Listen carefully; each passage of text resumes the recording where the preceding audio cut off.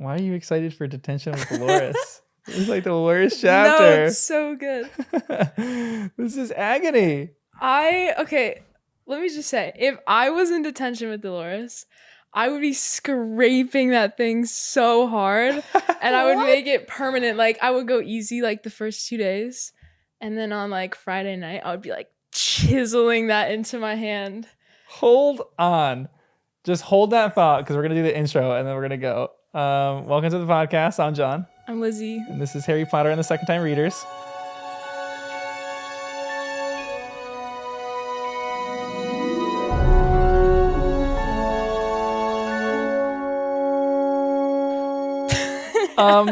We're gonna do chapter 13 right now, which is Detention with Dolores. And why do you want that thing etched in your? It's so cool. Like, would you get a tattoo of that? Yeah, I'm surprised that people like aren't getting tattoos of that. Some people have gotten tattoos of that. I think it's cool. There's a few very not like niche things, but there's a few like more intense things to get tattoos of, and people get the dark mark, and then they get I must not tell lies. That's crazy. Yeah, getting the dark mark is a little wild. Yeah, but I would just want it in my hand, and then. Are you like you have a high pain tolerance, but do you have like are you like a glutton for pain? Yeah, like I would probably enjoy that. I don't know. I don't think I have a high pain tolerance necessarily. Okay. But like hearing that, I was like, ooh, like that kind of has to feel good, I feel like. But I would have it scraped into my hand forever. Like make it absolutely permanent, absolutely so obvious. But why? What's your rationale for wanting and then to you make it can permanent? flip her off and just have I will not tell lies right at her face, right at Umbridge. And then Harry can just like start telling the truth forever and just like in class all the time be like, you know what? I must not tell lies. And then just like disrupt every class. That's where I see that going. All right. So you can use it to your own advantage. I was also thinking, I was like, if you move the paper, can you like move where it's carving it? Because then I definitely would start like doodling all over myself with that. Just get a permanent little like red tattoo all over your arm just from doodling it. That'd be kind of cool. But it would scar and it would be white, I would think. They're definitely gonna. Honestly, they should have like a system that they do that. I'm sure like you can put your arm in some laser thing and start drawing on the side and it just like lasers your arm or something weird like that. People brand themselves. Yeah. That's crazy. Some of my college friends branded themselves with a paperclip and they threw a paperclip on they took a lighter and they lighted a paperclip and they branded all of them. They branded themselves. And I was like, you guys are idiots. What did they put? They just did two of them did like a cross and the other two did I don't remember what the other two did. That's crazy. And I was like, you guys are absurd. Why would you ever want to do that? That's a strange take that you would actually want that. There is like a slight gratification that you can, I guess, experience Wes. By having that on your arm and then every time you're in Umbridge's class, you can kind of like I don't know, in a weird way, it almost like gives you power over her. Yeah. Because that's a weird part in this chapter and the rest of it, because you're going on through different chapters in this. It's a weird thing why he just doesn't tell anybody, but would you, if you were encountering this kind of torture, would you tell anybody?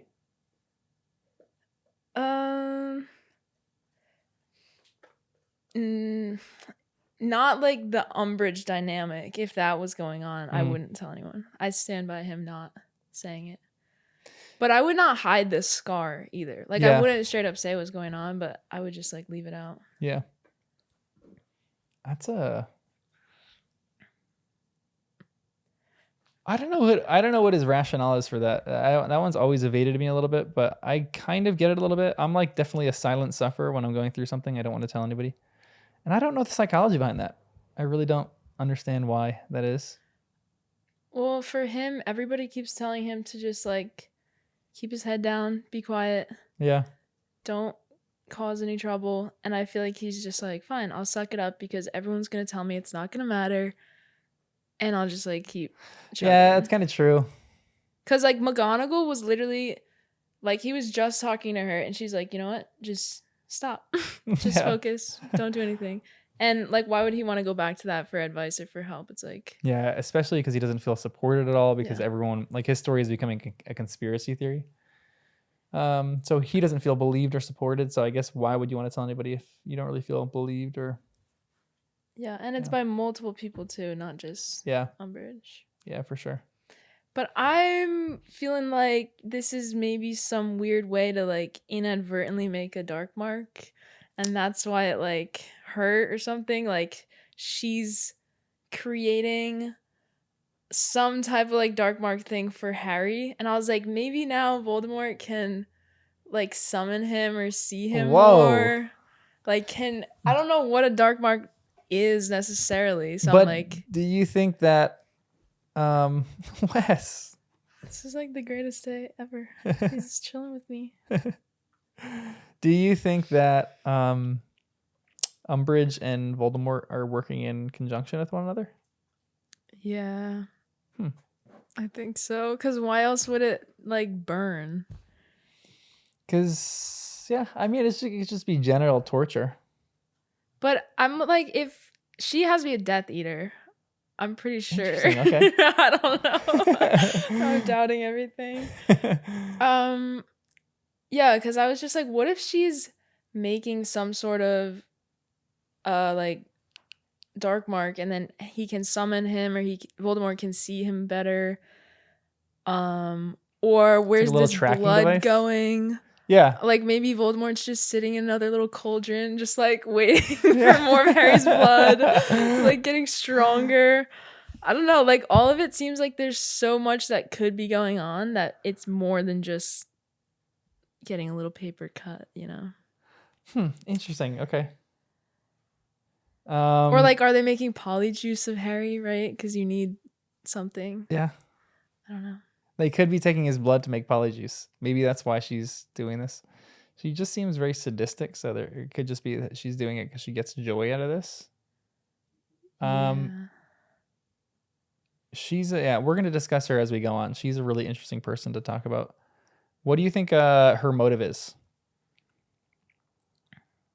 Like if every character has like a motive, when she, even maybe this is a different one. If she looks into the mirror of Erised, what does she see?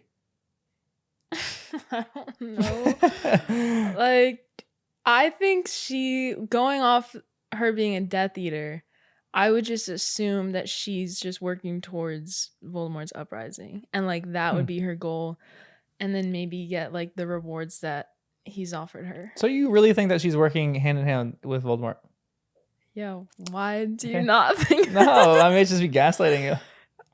Maybe. I don't know, because this is the thing I've had to up my game for how I gaslight you. So I'm like using a lot of Mr. X. And Yeah. Why would you really think that? I was thinking that when I was driving today, I was like, we should have like a gaslighting count of like how much has he actually, because this whole I podcast is gaslighting you. I don't even notice it at all. I'm just like, okay, I trust you.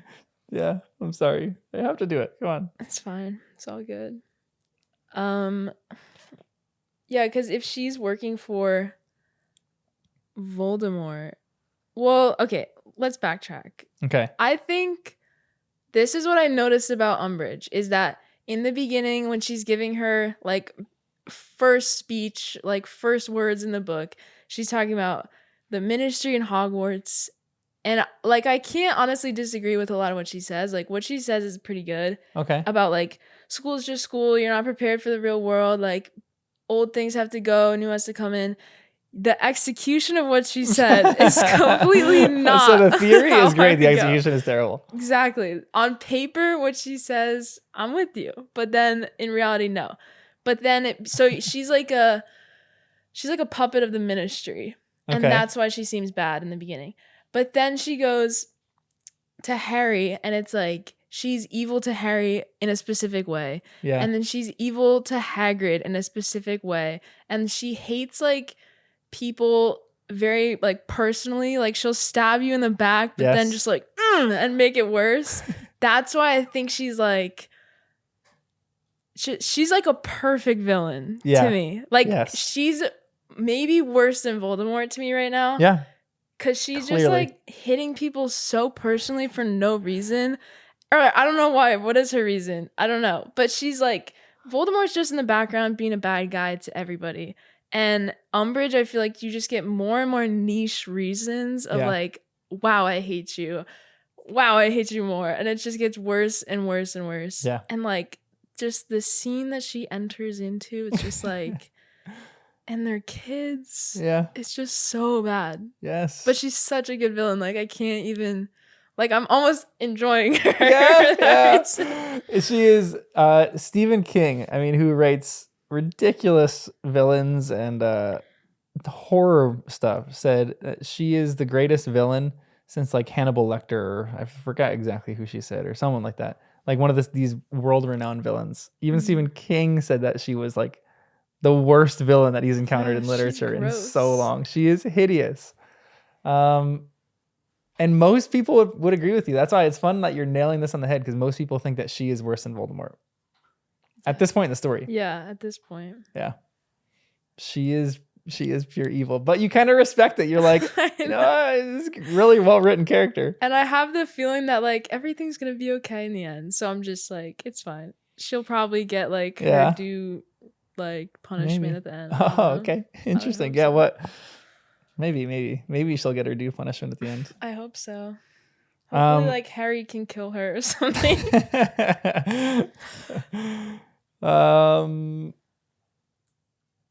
Yeah, she is a witch. She's awful. So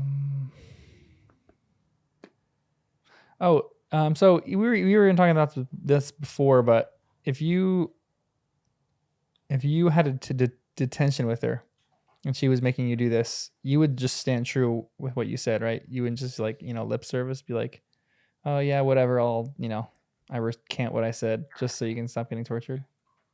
You're sitting there like writing, you're like, this feels good. Yeah.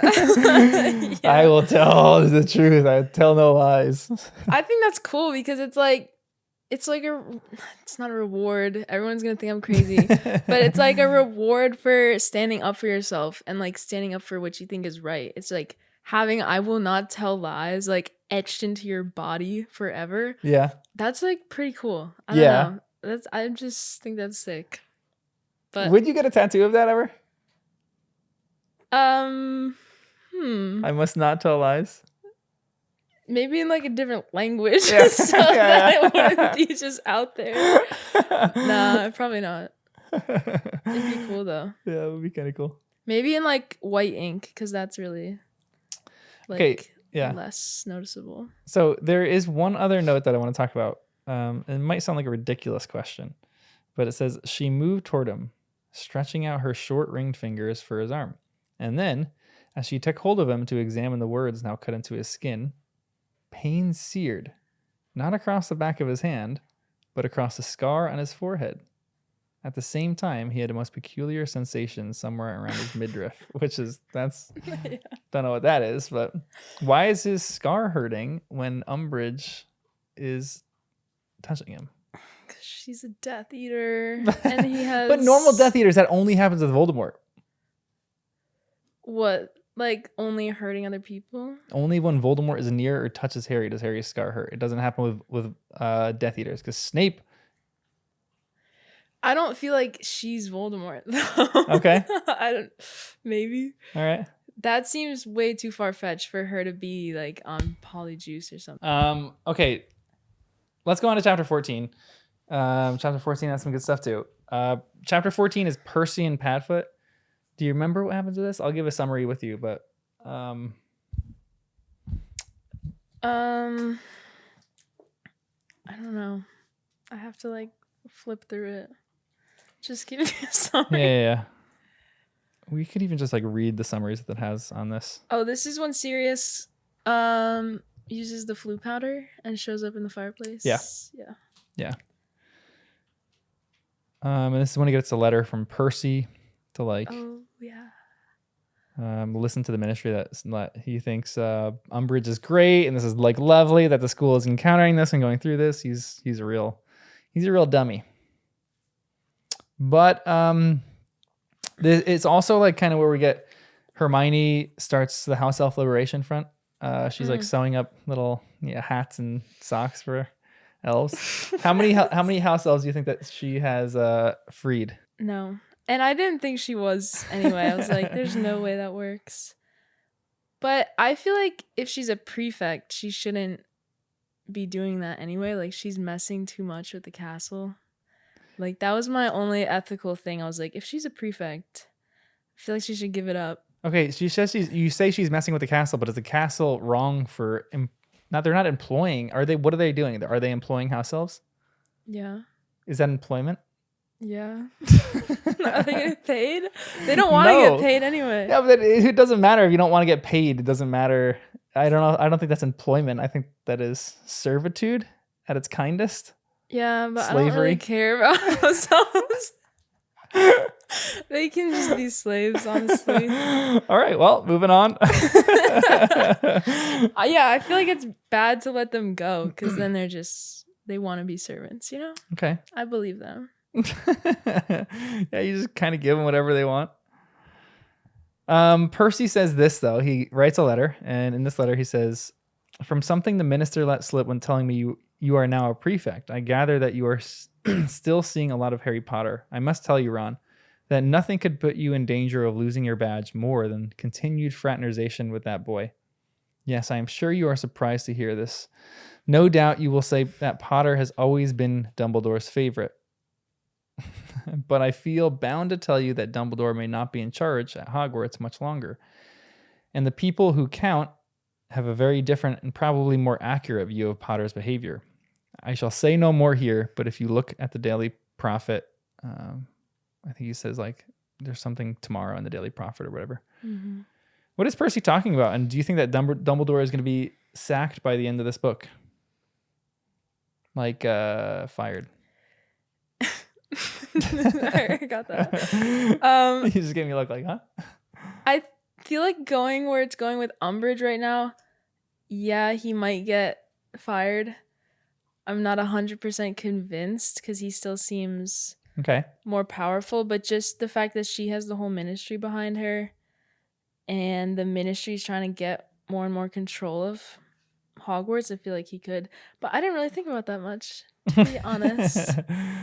I felt like I was doubting if this was actually Percy or not. I was like, is he imperious? Like, Oh, is this when interesting. everything Yeah. starts going down? Yeah. But I don't know. Or he's just persuaded or like pressured to do this. Yeah. So 'Cause yeah, go ahead. I was just going to say that I don't think Percy and Harry were ever really that close. So Yeah. like, why does he care so much all of a sudden? Yeah, that's a good point. They really never were that close, but Percy is definitely buddies with the ministry, and the ministry seems to be going a certain way. But then Sirius says this at the very end with his letter. He says, which is a great line. He says, "The world isn't split into good people and Death Eaters," said Sirius with a wry smile. "I know she's a nasty piece of work, though. You should hear Remus talk about her. Fudge thinks Dumbledore will stop at nothing to seize power. He's getting more paranoid about Dumbledore by the day. It's a matter of time before he has Dumbledore arrested on some trumped up charge." There was a pause in which Sirius looked out of the fire at Harry, a crease between his sunken eyes. Because this is the section where he's like, let me come visit you or something like that. He says, "You're less like your father than I thought," he finally said, a definite coolness in his voice. The risk would have made it fun for James. What do you think of everything that Sirius said? But is he being a good godfather here? I don't think so. Because Harry, like, James didn't have so many people's lives riding on his shoulders. Yeah, for sure. Like, his decisions didn't impact really anyone else except him and the Marauders. Whereas Harry, I feel like he has the weight of the world right now. And many people's lives, the Order's lives. Yeah. So I feel like Harry's just like, probably he would do it. Like, honestly, yeah. knowing his judgment, Yep. he's like not that smart. Yeah. But yeah, I just feel like that was a low blow for Sirius. Yeah, he doesn't quite fulfill his like fatherly roles really well. I think thinks Harry is too much of a contemporary. Like, he's trying to get like my theory is that Sirius experienced trauma, and he was essentially trapped in his like 19, 20-year-old self. And so anytime that he's now out of prison and he's like hanging out with Harry, he's hoping Harry is going to fulfill the role of James, which he can't. Sirius just needs to grow up and be a father, but it's hard to do that when you've been wrongly accused of something and you've been put in prison for a long time. Wes, you could just crawl under. I feel like Sirius is trying to live through Harry. Yeah. But I don't know. I never really thought that Sirius necessarily has to be like a father figure to Harry. Yeah. Even though that's kind of the reason of being a godfather. But who do you think is the most fatherly figure-y to Harry? Either Hagrid or Mr. Weasley. Okay, that's a good answer. I like that. Maybe like a little bit of Lupin, but not really. Yeah. Like he just likes Lupin. He's just like a mentor. Lupin's almost like more of a teacher to him than a father figure, kind of a good teacher. Yeah, I'd probably say Hagrid. Yeah. Yeah, there's not like a clear person who is like the father figure to Harry here, but I think Hagrid is probably the closest that we get to it. I kind of like your answer too. Mr. Weasley definitely fulfills that role in certain ways. But Sirius, yeah, maybe he just never really saw himself in that role. So even though he is literally Godfather. But I'm assuming he's never like parented anyone yeah, either. Yeah. That's like, a fair point. I'm picturing him like in my mind he's like 50, but he's not 50. He's like 30. He's 30. But I picture him this like old like bachelor like it's just like me in the world, just like alone. And I just like don't think he's like that kind of nurturing person anyway. Yeah, that's very true. Maybe that's more of his personality, is to be less nurturing, more like devilish and like not devilish, like daredevilish. Yeah, that's a good point. Just like be friends with Harry. Yeah. Get along. That's it. Because at this point, Harry really just needs a friend. He feels abandoned by a lot of people and he feels like he has no information. And I think Sirius kind of is that to him in this book, but in certain ways, Harry needs him both to be a father figure and a friend. And it's hard to fulfill both those roles, to be honest. So, yeah, I feel like he wouldn't want him to be a father figure, though. I think he just wants him to be his friend. But I think he needs a father figure. I don't know, but in this moment here, wouldn't you want your friend to come like visit you? Like, because he's like, when's your next like trip to Hogsmeade? Like, let me come and like, sneak and say hi. And Harry's like, no. Yeah, but you also don't want your friend to die. Yeah, very true. Very true. But Harry is being more, I guess that is more of like a protective thing. But it definitely seems like Harry sometimes gets frustrated at Sirius for not being fatherly toward him. Or maybe not fatherly, maybe just being stupid. Which I guess you can kind of do that with your friends too. Like when your friends are acting dumb or like brash about something, you're like, you guys are idiots.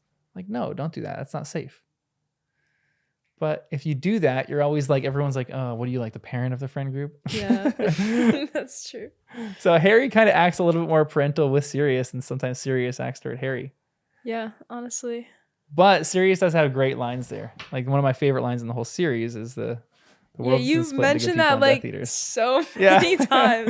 I mentioned that in passing like a bunch. Why is that so important to you? Because I think it's so valuable to life is that people aren't good. Like there are some people who are very reprehensibly evil. Like Hitler is very, very a terrible person. But okay, this might raise a lot of controversy by me saying this. I think it's valuable to look into Hitler's personal life and to actually humanize him for one real reason, because I think when you see a human being can do that, it's like a warning that none of us should do that as well. Like some of these villains who are the worst villains in the world, I'm curious what their backstory was like and why they became that way. Some of them are just sociopathic and they have like a personality disorder. But even like the greatest people that Dumbledore is someone that everyone in the series loves and just like flat out loves, and you don't like him at all, which I love that you don't like him because he's a very controversial figure in the series as well. So it's like people are much more complicated than just being good or bad. Everyone is going through something. Everyone is dealing with something. No one is perfect. Everyone that you think is perfect has some kind of flaw to them. And it's like when I turned like I don't know how, like 25 or something like that. I realized that my parents are human, and I'm like the mistakes that they made when I was like literally at my age, and they had kids, and like, you know, I can talk about that, but I realize that they're human now, and I realize that the mistakes that they made were just because it was their first time through life. Yeah. They're continually their first time through life. So these people that I think we revere, I think it's good to knock them down a few steps. And these people who are like heinously evil, I think it's actually interesting to study these people for why they became like this. Because that's a warning for like anybody. Anybody can go down that path of darkness, and also anybody can be redeemed from that, I think. So that I love that line for so many different reasons. Do you think Sirius has like the empathy for the people that are the Death Eaters though? Like you're saying? No chance. Like he's definitely saying this like not fully meaning it, because he definitely believes there are evil people in the world. But again, I think it definitely is this spectrum of things. Like there are people who are like, you have to fight against because they're evil in that present moment, and they're going to like hamper people who are actually good, and they're going to hamper like good going out. So like he definitely has to fight against these Death Eaters and these people, but I don't think in Sirius's mind either he reconciles or thinks that these people are worthy of redemption. So Sirius, I think, is saying this not honestly, but I think it's an honest statement. Yeah. I feel like Harry thinks very black and white. Yes. And he doesn't understand like all the nuance of the battles right now, or like the allegiances. Yeah. And I feel like Sirius is probably just trying to appeal to that and like make him see the spectrum a little bit more than just everyone is bad. Because even like the Malfoys, he's like so quick to sweep them over to just like they're evil people. And there's a lot of bad people, but they're not all Death Eaters. Agreed. Yeah. And that's why one reason I really love this series as well is because there is no perfectly pure person in this entire series, with one possible exception. Lily Potter, which there's controversy about a little bit. Doesn't have a ton of page time, but there are pure evil characters, but the pure evil characters, you get their backstory, and it gives you an understanding for why they are like that. There's a few like very, very evil characters, but Umbridge is one of the most evil, and you'll get some of her backstory. You don't get all of it, but she's one where it's like she's so horrendously evil. And Voldemort, you get some of his backstory, but so when you're looking at Voldemort, you're gonna like understand more about him in the next book, and it doesn't justify what he does by any stretch of the imagination. But you're like, oh, this is why he is the way that he is. With Umbridge, you don't really get that, so she's just flat out evil. Yeah, and I've had none of that so far. If there's any that's coming. But I do love that she gives all characters some kind of a backstory. She makes them more complex characters than just even the Malfoys. Like with why they make decisions. It's a fascinating idea. They value family, maybe more than anybody else in this entire series. They value family, but they just are idiots. So I don't know. I like the idea that the world isn't split into good people and Death Eaters. But yeah, we'll talk about that line more. Okay. Chapter 15 is the Hogwarts High Inquisitor. This is essentially just when Dolores becomes the High Inquisitor, where she's kind of awarded this position, where she has, next to the headmaster, like almost absolute authority to do what she wants. I was literally shocked when I read this. I was like, this book is just continually surprising me about all this stuff that I forgot. I had no memory of her being the High Inquisitor, and it was driving me insane. I love that you don't remember all this kind of stuff. This is great. What do you think about her becoming the High Inquisitor? You obviously don't like it, right? Yeah, I hate it. Yeah. I don't like her. She just has a little agenda. Yeah. And she's only seeing what she needs to see to further her agenda. Or the ministry's agenda. Yeah, agreed. So there's another note where she's kind of like bullying Trelawney in this chapter. And if you didn't do this podcast with me, you probably maybe would have hated Trelawney even more, because most people hate Trelawney. I think she's like such a hoax, but I love her. I think she's great. Do you have any? Do you actually feel bad for Trelawney in this moment? Like she's being essentially like she's in the classroom and she's like being bullied by Trelawney. She's like, "Mo, make a prediction," or Trelawney is being bullied. I mean, yeah, after knowing that you love Trelawney, I'm definitely giving her, like, I don't know, I'm being nicer to her in my mind. But if I'm just like holding out hope that what you say is actually true and she's like a real seer, then yeah, I'm like, all right, well, maybe this isn't how like seeing works. Like you can't just do it on command. Like, yeah, clearly. She's just caught off guard. I don't know. I don't mind Trelawney like being at the school. I don't think it's bad, but yeah, I mean, Umbridge is evil to everyone she meets. But I don't think not being able to give a prediction like that is any judgment of like your seeing abilities. Yeah, agreed. Yeah, you're falling right in line with what I think. This is great. Love it. Yeah. I think Umbridge is definitely a bully in this moment. Like you can't force some of this stuff. I guess you can with some certain forms of magic, but with divination, it seems a little different. It seems a little more, I don't know, difficult to do that or impossible to do that. But yeah, I don't know. And Umbridge has to know that too. Yeah, I think she does, which is why she's playing into it. Umbridge probably, I don't know. Do you think Umbridge thinks seeing is real or not?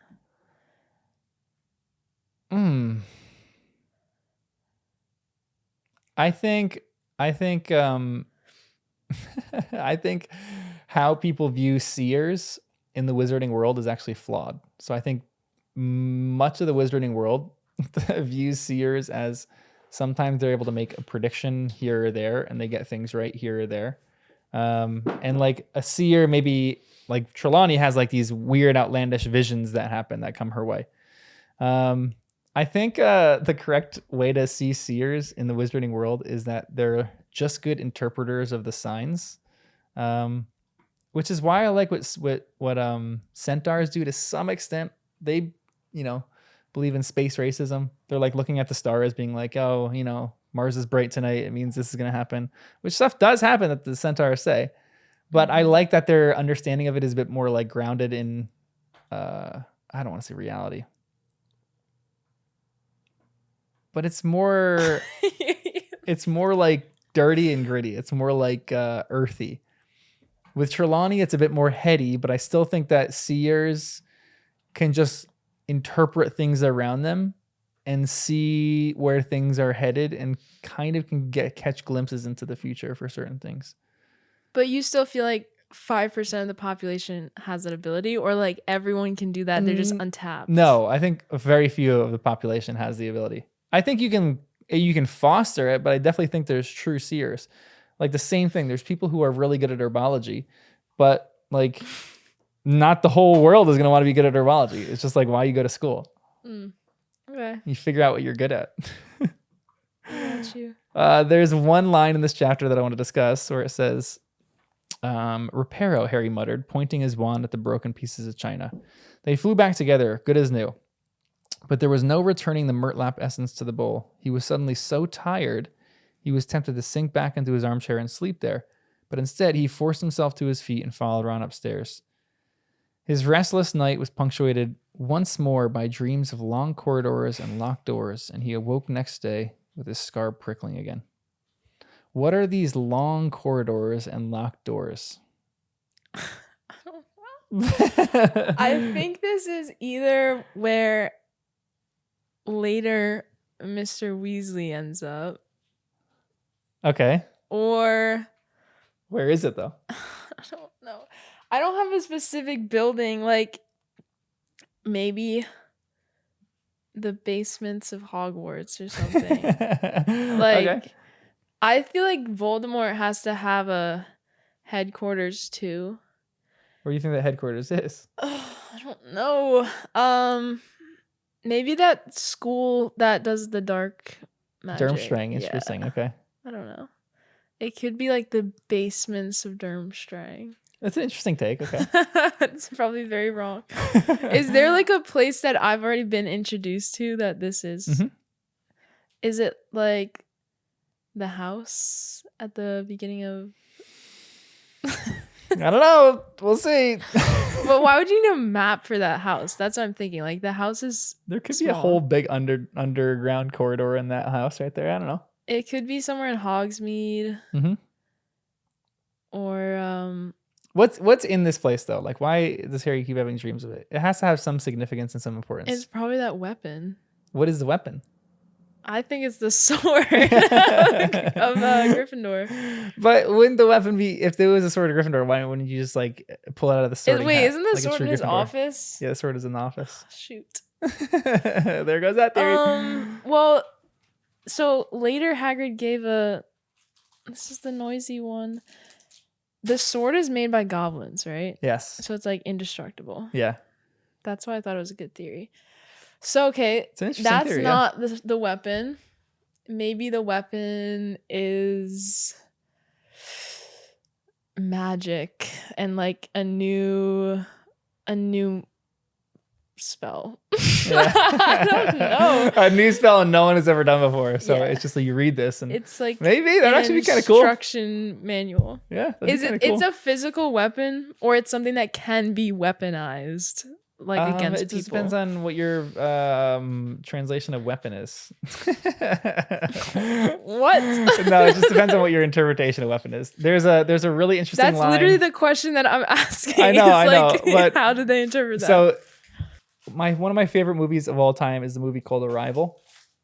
And in the movie, there's a scene where they need a translator, and they ask this one woman to translate, and they initially don't take her because she's not going to she needs certain conditions, and they're like, no, we're not going to meet your conditions. And then essentially what happens is she's like, oh, are you going to this person then? And they say, yeah. And she asks them, ask him what the, I don't know, Sanskrit word is for this. And then they meet again later and she's like, oh, what did he say? And he said, it means weapon. And she was like, no, it's wrong. It means tool. So it's like, how do you interpret weapon? They're saying weapon in this, but what does it actually mean that this is a weapon? And what would this weapon be? What is it like a something that, I don't know. Your question about whether you can weaponize something is really interesting. How would you define a weapon, I guess, is a really interesting question. Something made with the intention of being weaponized. You can't define a word by itself. I just did that too. So No, because like that's the thing where people say you could build a brick, or you could build a house with a brick, or you can like chuck a brick through a window and destroy the house. It's like, it's how you use it. It's how you use it. Yeah, for sure. So, but I feel like the brick would just, it's not like that would just be weaponized. So now Okay. that it's not the sort of Gryffindor, It could just be a brick. I mean, they're wizards. They A can do magic brick. anything. Yeah. I'm feeling like I'm leaning towards it being something that can be weaponized. Okay. That's like not Interesting. intrinsically a weapon. All right. Interesting. We'll see. Next Yeah. chapter in the Hogshead. Do you remember this chapter? Yeah, they start their little Dumbledore's army thing, Yeah. and they meet up in the Hogshead, Yeah, which exactly. is a sketchy, weird bar. Yeah. Yeah, and there's like the barman is a little weird, but there's a funny line. It says he was a grumpy looking old man with a great deal of long gray hair and a beard. He was tall and thin and looked vaguely familiar to Harry. Why do you think he looks vaguely familiar to Harry? I don't know. I'm so mad that I can't figure out who that is either. I was like thinking of all the names that I've heard before. and I was for like, sure. I You're don't going know through all who of that is. But there's so many people that like. Which was the professor that kept coming up to Harry and like shaking his hand? Was that Quirrell? That was Quirrell, or that was Daedalus Diggle in the very, very beginning. Yeah, I'm like, maybe it's like one of Maybe those he's the barman. situations. I don't know. Everyone in this pub is sketching me out. Like, I don't like it. Yeah. And they're obviously all listening to them. They're like, oh, let's go to this like quiet Yeah. place. They're definitely idiots for me. I mean, Yeah. it's like a under the radar pub, but they're definitely idiots for meeting in public like this. They got to do this somewhere private. Yeah. So they're kind of dumb.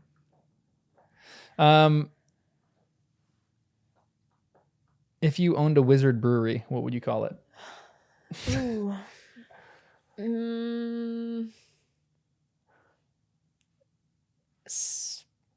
This is hard. Should have like texted me I know, this like seriously, yesterday sorry. and I could think about it. Spells and sips. Sips and spells. Oh, I like that. Like, I don't know, alliteration. Spells and sips. Yeah. Alliteration always wins in this. This is great. Sips and spells. Magic. Oh, I was gonna say magic and mugs, but that sounds like a coffee shop. Yeah, it's like a coffee. That's a coffee shop attached to sips Yeah. and spells. That's everyone's like bookshop, Yeah. coffee shop dream. That's it. Yeah. Or shots and spells and shots Ooh. and spells. Shots and spells. I like that. It's got a ring to it. Well, while they're in shots and spells, there's like a bunch of people are questioning Harry, and there's one that says, "Where's the proof you know who's back?" said the blonde Hufflepuff, rather in an aggressive voice. "Well, Dumbledore believes it," Hermione began. "You mean Dumbledore believes it?" said the blonde boy, nodding at Harry. You mean Dumbledore believes him? "Who are you?" said Ron rather rudely. "Zacharias Smith," said the boy. "And I think we've got the right to know exactly what makes him say you know who's back." Do you think that's an unreasonable request from this guy? I would think if you were in this meeting, you would have already like known and believed that. So Okay. that was a little like weird to me. Like I would think you'd be fully convinced already. Yeah. But then it seemed like everybody here was like actually trying to just hear his story. And then they had that whole thing go down of just like talking about it. But I don't know. It would definitely like raise like a little alarm to me. I'd be like, Yeah. "Uh-oh, do you not believe me?" But I would just show him the thing on my hand, I must not tell lies. And I'd be like, "Look, There you I'm go. telling the truth. This is 100%." I literally can't tell lies, guys. There's a tattoo on my arm. I cannot tell lies. Exactly. um. Yeah, I don't know how I feel about him. He's like the odd one out right now. Yeah. I think another thing that's interesting for these people is we're in the shoes of Harry, so we know this is truth. But none of these people are in the shoes of Harry. So like they are maybe skeptical of certain things that are happening. So I feel like there's at least some point where Harry needs to prove himself. And he doesn't need to go into detail about things, obviously, but like if he's saying certain things and the ministry is saying other things, then there's a point, I think, where Harry just needs to be, okay, I'm going to tell my story. I'm going to tell it once. You can take out your recorders, and so you can bring this to other people if you want. But this is what happened that night, and you need to set the record straight. If he does that, and I'm in this DA meeting, I'm like sold. I'm like, let's go, Harry. Like they're mistreating you like this. Let's go. I'm on the bandwagon right now. Yeah. But just blindly putting my faith in another kid who says this, and he's like, just believe me. I'm like, dude, there's a lot of shadiness to that, I think. But we as readers love this because. Or maybe not love it, but we understand Harry because we're in his shoes. Zacharias Smith isn't. Yeah. And I think it's good to be skeptical too. Yeah. I would hope they're equally skeptical about what the ministry is saying. Yeah. But the fact that they're here, like willing to hear it out Yeah. and put in like the actual effort of learning because it is so real to them that they want to be able to defend themselves. Yeah. That's pretty cool. I love the DA. I know, same. It's such a cool idea. There's a line that Ron says to Zacharias Smith. He goes, or Zacharias Smith says, "Are you trying to weasel out of showing us any of this stuff?" said Zacharias Smith. "Here's an idea," said Ron loudly before Harry could speak. "Why don't you shut your mouth?" I love Ron here. Ron He's is great. so direct. I know. I love it so much. And then there's one little weird note here too, where Luna is talking. And do you believe anything that Luna says? Yeah, Okay. I believe Luna. I think I would just be like, "Listen, you can convince me of anything. Like, I'll doubt you at first, but just like, I'll hear you out." So I don't know. I obviously can't converse with her. I can't really hear her arguments, but Yeah. I go with it. She talks about heliopaths, and Neville goes, "What are heliopaths?" asked Neville, looking blank. "They're spirits of fire," said Luna, her protuberant eyes widening so that she looked mad.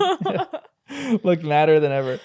Great tall flaming creatures that gallop across the ground, burning everything in front of. They don't exist, Neville, said Hermione tartly. Oh, yes, they do, said Luna angrily. I'm sorry, but where's the proof of that? Snapped Hermione. There are plenty of eyewitness accounts. Just because you're so narrow-minded, you need to have everything shoved under your nose before you. Yeah, first of all, do you think heliopaths exist? Sure. Like, I'm not convinced, but I'll go with it. Okay, I like that because I like that this is a little microcosm of a story in the larger story about people believing something that seems to be out of the question of believable. Hermione believes things in the rational world, but she doesn't believe. I mean, this is like maybe a little bit different. She doesn't believe Luna about heliopaths, but it's the same basic thing. Someone is saying something exists and the other person isn't, and they're just battling each other based on what each other say rather than like actual evidence. And I feel like this is the DA meeting in a nutshell as well. There's people that are just supposed to flat out believe Harry. And this is what I think what makes the DA so powerful, to be completely honest, is that these kids end up just believing him because they become convinced of Harry's story at the end. Not with every detail in mind, because Harry doesn't tell them every detail. He tells them a few things here and there, and then a lot of these kids are ready to fight for Harry. And I love that. I think that's so powerful. Cool. I like that. Yeah, it's great. I love it. And they also they all experience Cedric's death too. Yeah. That's not just a Harry issue. Yeah. Issue's not the right word for that. Yeah. Trauma? Yeah, trauma is the better word. And then there's a final note in this chapter that I want to talk about. Just a more fun note. Hermione goes, "Well," said Hermione, smiling slightly. "She just couldn't keep her eyes off you, could she?"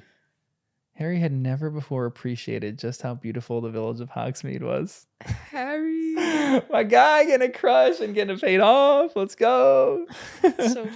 So my final question for this pod is, have you ever had a moment when you've had a crush and you just been on cloud 9 from reciprocation of that crush? Yeah.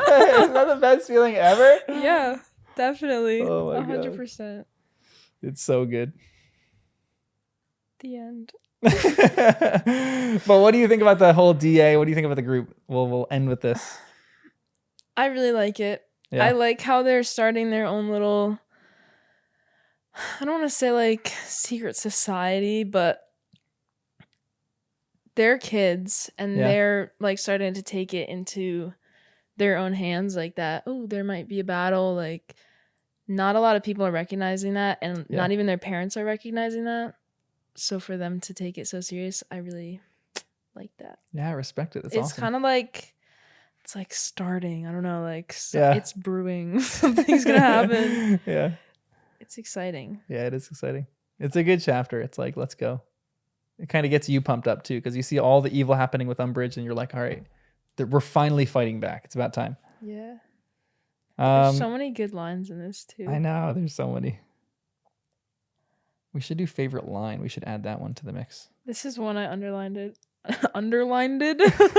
What? Because nobody could call that defense against the dark arts. Hear, hear, said Anthony Goldstein, and Hermione looked heartened. There's so many lines that just crack me up for no reason. This is a great section of writing for her. She did great with these. That's why a lot of people, it's agony getting through Order of the Phoenix because Umbridge is in the whole book, but I think it's so excellent because I think it's her best written book, if I'm being honest. Really? And I'll tell you why I think that at the end. But I just think it's a marvel of like how she's able to keep you engaged, even in the spite of this evil character. I think it's a really well written book. I definitely had a moment, like I was about halfway through the book and I just thought, oh, this is so long. This does not need to be this long and nothing is happening. Yeah. And there was just like too much extra space. Yeah. But I'll talk about that at the end for why I think it actually is great. It picks up. Yeah, it definitely picks up. It's like, it's a long book. All right, give me your favorite character, your favorite moment in these chapters, and who's your hot tamale? I want to say Ron for my favorite, like the house cup. Okay. I just feel like he's good in these chapters. Sirius in the fireplace is wait. I gotta think about this. I really need to start writing these down because I know. can't do this. It's hard to think of all the chapters in conjunction with each other. You go first. I actually think this is a great stretch of Hermione chapters. I think she has a really strong showing. So she's my House Cup winner because she's essentially the mastermind of the DA, and she's like, we need to start fighting back, and she's like, Harry, let's go. So I think she's the winner of the House Cup. I think my hot tamale is Cho in this because she's just putting the vibes out to Harry, and Harry's like smitten over this girl right here. I agree. So I love that. And then my favorite moment is the moment with Ron and the twins in the Hogshead. Like, I love that they're just like shutting everyone up and they're on Harry's side. Even though Harry's an idiot and he doesn't necessarily see it, like they are with Harry and they're making fun of people and they're telling other people to shut up, and they're like even the twins are just like sold. They're like, let's go. They're like, why is everyone else wasting their time? We are sold on this mission. Let's start making a difference. Fred and George are exceptional characters. I love them so much. So that's kind of my favorite. Another favorite that I have too is I love the detention with the Dolores chapter for Harry's like gall to just stand. Yeah, that was gonna be my favorite moment. Was his detention? It's great. Which is a terrible moment, but it's good. Yeah. Yeah. Well, thanks for joining us on our journey of Harry Potter and the Second Time Reader. Later. Peace.